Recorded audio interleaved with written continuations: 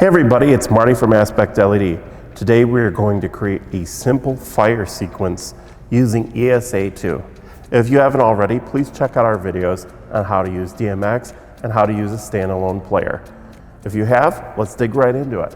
So we're going to use 5 wall washers. They are RGB wall washers, and we're in ESA2 here, and we're going to open them up under generic. We're going to scroll down and click RGB. They're addressed at 1, 4, 7, 10, and 13.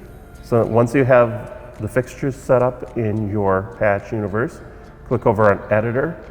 We're going to do this all in one scene. Now you can actually change the name of the scene by double clicking here. We're just going to call this one fire. And we're going to go over here to the steps.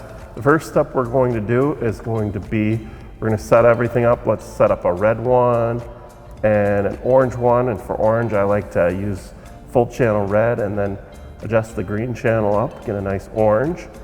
Let's go with a yellow channel here in the middle. And then let's go with another red and finally another orange. Okay, that's our first step. We're going to put the fade time on that up at 1 second. Now that we've got that, I'm going to click to create another step. So we want to just do subtle changes. We're not going to change every single fixture. We're going to change this one to yellow and this one to orange. And we can actually, it doesn't have to be solid. We can do this. We can do yellow here. And let's just kind of dim this guy down. Okay. Now let's go ahead and add a third step.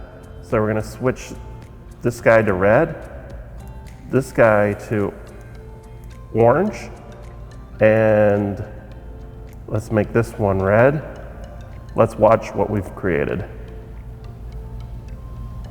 That's a little slow. We've got a little fire, if you can see in the background behind me here. You can adjust it. It seems a little slow. I want to create a little more of a fire effect. So we're going to adjust this time from 1 second down to, let's go with half a second.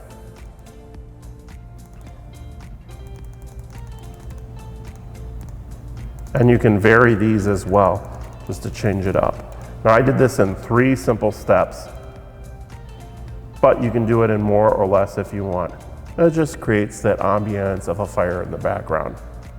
For more helpful videos on DMX, please check out the playlist. And as always, remember to like and subscribe.